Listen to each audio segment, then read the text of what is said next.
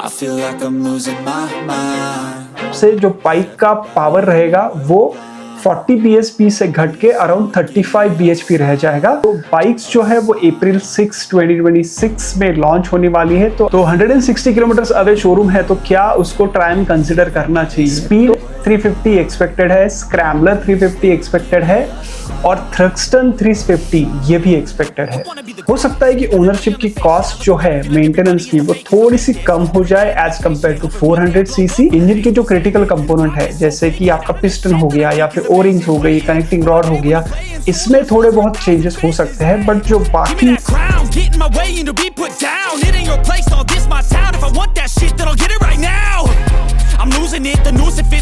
स्वागत है आप सबका एक नए वीडियो में। और आज की वीडियो में हम लोग बात करने वाले हैं ट्रायम्फ 350 सीसी बाइक्स जो बहुत जल्द लॉन्च होने वाली है मार्केट में। यह है वीडियो का पार्ट 2। तो अगर पार्ट 1 आपने नहीं देखा तो वो जरूर देखिए। आपको ट्रायम्फ की जो 350 सीसी बाइक लॉन्च होने वाली है उसके बारे में सारी क्लैरिटी मिल जाएंगी। तो ये जो फॉलोअप वीडियो है इसमें हम लोग कुछ बेसिक्स क्वेश्चंस एड्रेस करेंगे जो भी लोगों ने पूछे थे। सबसे पहले जो इसकी लॉन्च डेट है उसके बारे में बात करते हैं। तो बाइक्स जो है वो अप्रैल 6 2026 में लॉन्च होने वाली है। तो अराउंड 2 हफ्ते में ये बाइक्स लॉन्च होंगी।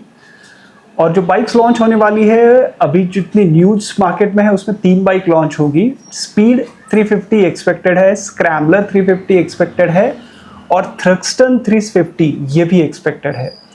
तो ये जब बाइक लॉन्च होगी, क्या करंट एग्जिस्टिंग 400 सीसी बाइक्स अभी भी बजाज कंटिन्यू रखेगा, इसके बारे में बजाज ने कोई क्लैरिटी नहीं दी की है। बट जैसे एक्सपेक्ट किया जा रहा है कि 400 सीसी की जो बाइक है वो एक्सपोर्ट मार्केट में तो जाने ही वाली है। तो हो सकता है इनिशियली आपको ट्रायम्फ 350 सीसी और 400 सीसी दोनों भी बाइक्स अवेलेबल हो और depending on the market response Bajaj ये डिसाइड करे कि इंडिया में 400 सीसी बाइक उनको सेल करना है या नहीं। तो फिलहाल we can expect 350 cc bike along with the 400 cc as well. जो एग्जिस्टिंग ओनर्स है, करंट ओनर जिनके पास ट्रायम्फ की स्पीड 400 है, स्क्रैम्बलर 400X है या फिर थ्रक्स्टर या फिर T4 जैसी बाइक्स है, क्या उनको वरी करना चाहिए? क्या उनको सर्विस मिलेगी जब ये नई बाइक 350 सीसी लॉन्च होगी या फिर उसके सर्विस में कोई इशू होगा, रीसेल वैल्यू में कुछ गिरावट आ सकती है? तो अगर सर्विस की बात करें ना तो आई डोंट थिंक सर्विस में कुछ ज़्यादा इम्पैक्ट होगा, क्योंकि जो 350 सीसी बाइक्स लॉन्च हो रही है उसमें सिर्फ उन्होंने इंजन चेंज किया है। जो इंजन का बोर है वो थोड़ा छोटा करेंगे, स्ट्रोक मुझे लगता है जितना है एग्जैक्ट सेम ही रहेगा। तो सिर्फ इंजन अगर चेंज करते हैं तो बाकी जितने भी कंपोनेंट्स है बाइक के वो तो सारे सेम रहेंगे। तो सर्विस में मुझे नहीं लगता कुछ इशू आएगा, क्योंकि इंजन के जो क्रिटिकल कंपोनेंट है जैसे कि आपका पिस्टन हो गया या फिर ओरिंग्स हो गई, कनेक्टिंग रॉड हो गया, इसमें थोड़े बहुत चेंजेस हो सकते हैं। बट जो बाकी जो बाइक्स है, व्हील साइज से लेके सस्पेंशन से लेके बियरिंग, चेन, स्प्रॉकेट, सारे कंपोनेंट एग्जैक्ट सेम रहेंगे। तो सर्विस में तो कुछ इशू नहीं आने वाला। बात करते हैं रीसेल वैल्यू की। अब रीसेल वैल्यू को देखने के 2 तरीके हैं। एक हो सकता है कि अगर 400 सीसी बाइक बजाज सेल करता है तो 400 सीसी का प्राइस ज्यादा रहेगा as compared to their 350 cc, क्योंकि वो 40% जीएसटी के स्लैब में आती है बाइक्स। तो करंट प्राइस जो स्पीड सेल कर रहा है ट्रायम्फ अराउंड 3 लाख के आसपास, तो हो सकता है कि उसका प्राइस बढ़ के अराउंड 320-330 के आसपास चला जाए if they stop absorbing the 40% GST का इफेक्ट। तो if you are already an owner of the 400 cc, it's good news. अगर न्यू बाइक की प्राइस बढ़ती है तो एग्जिस्टिंग जो पुराने बाइक्स है उसकी भी प्राइस बढ़ेगी। और अगर वो लोग स्टॉप कर देते हैं 400 सीसी सेल करना तो फिर रीसेल वैल्यू के बारे में कुछ कमेंट नहीं कर सकते। Depends on how much market appreciate the 400 cc engine, क्योंकि 400 सीसी जो है वो पूरा एंथुजियास्ट का मार्केट है। If you find somebody who is enthusiast they will definitely पे मोर फॉर दिस बाइक। बात करते हैं जो न्यू 350 सीसी बाइक्स है उसके स्पेसिफिकेशंस की। तो अभी जितने न्यूज आ रहे हैं उनके हिसाब से जो बाइक का पावर रहेगा वो 40 bhp से घट के अराउंड 35 bhp रह जाएगा। So there will be a drop of 5 bhp।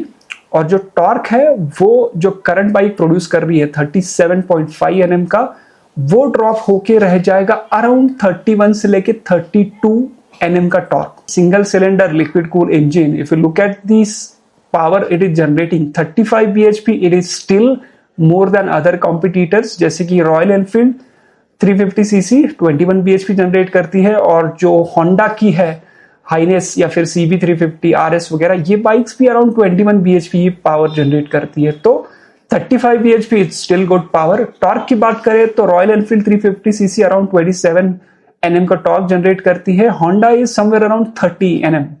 So if this bike generates the torque of 32 Nm, this is again still a very good torque. Fuel efficiency क्या होगी? तो करंट मेरी जो स्पीड 400 है वो मुझे सिटी में अराउंड 30 से लेके 31 का माइलेज देती है। If the power torque drops, engine capacity drops, you can see a fuel improvement of around 10%. तो 10% भी अगर fuel improvement दिखता है fuel efficiency में, सिटी में 350cc बाइक 30 प्लस तो आराम से निकाल के देगी। हाईवे में हो सकता है कि you can expect 35 plus, which is a very good thing if you are somebody who is fuel efficiency conscious. बात करते हैं स्टॉलिंग इशू की। तो बहुत सारे लोगों ने ये पूछा था ना कि इंजन में स्टॉलिंग इशू है क्या जो ट्रायम्फ की बाइक से। तो जैसे मैंने पहले भी वीडियोस में बोला था, मेरी जो बाइक है उसमें स्टॉलिंग इशू मैंने कभी भी फेस नहीं किया। It has no stalling issue at all.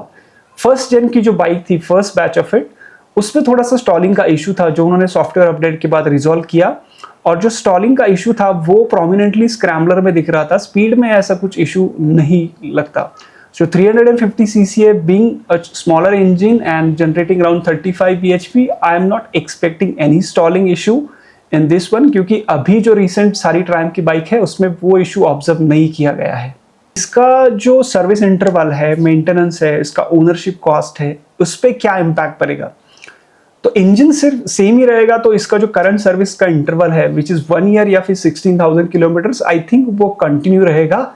हो सकता है कि ओनरशिप की कॉस्ट जो है मेंटेनेंस की वो थोड़ी सी कम हो जाए as compared to 400cc, but बाकी इसमें ज़्यादा कुछ चेंजेस मुझे तो नहीं लगता कि होंगे। ओके, बात करते हैं प्राइस पॉइंट की। तो एक सवाल मुझे पूछा गया था कि क्या ये बाइक जो 350cc आएगी वो रॉयल एनफील्ड हंटर की जो प्राइस पॉइंट है उस पर आएगी। तो मुझे लगता है जो ट्रायम्फ की स्पीड T4 करंट अभी बाइक है वो हो सकता है कि उसकी प्राइस जो है अराउंड हंटर के प्राइस जितनी रहे, और जो स्पीड 350 है उसकी प्राइस हो सकता है कि it should be comparable with the current classic 350 जो बाइक है, और जो स्क्रैम्बलर है उसकी प्राइस स्पीड से और थोड़ी ज़्यादा होगी। So around I am expecting 2.4 lakh के आसपास T4, 2.6 to 2.7 maybe you will get the speed 400, and around 3 lakh on road you might get the scrambler 350. This would be the price point I think Bajaj should introduce these bikes. तो अगर ये price में वो लोग introduce करते हैं तो it will be much game changing bikes for Triumph. एक सवाल ये भी पूछा गया था कि अप्रैल 6 को बाइक लॉन्च होंगी तो क्या तुरंत ये बाइक की डिलीवरीज भी स्टार्ट हो सकती है। तो स्पेकुलेशन ये लगाया जा रहा है कि अराउंड अप्रैल 6 को ये बाइक अनवील होगी। शोरूम्स में कब तक पहुंचेगी उसके बारे में कुछ क्लैरिटी नहीं है, बट बाइक्स तुरंत अवेलेबल हो जाएगी इतना तो कंफर्म है, क्योंकि बाइक जो है वो एग्जैक्ट सेम है, सिर्फ इंजन चेंज है। और जिस तरह से बाइक्स प्रोड्यूस करता है बजाज, इन जो ट्रायम्फ की सारी बाइक जो है वो बजाज बनाता है, तो Bajaj has a huge capacity to manufacture bike. तो जैसे अभी डिलीवरी के कंस्ट्रेंट्स RDX 300 जो TVS की बाइक्स है उसमें 3 महीना 6 महीना वेटिंग पीरियड है, आई डोंट थिंक ऐसा कुछ आपको देखने को मिलेगा। Triumph would be able to deliver it much faster timeline. Okay, एक सवाल था बॉर्नविल 350 के बारे में। तो बॉर्नविल 350 का इंतजार बहुत सारे लोग कर रहे हैं, क्योंकि ये जो गाड़ी है वो डायरेक्ट टक्कर देगी रॉयल एनफील्ड की जो क्लासिक 350 है उस बाइक से।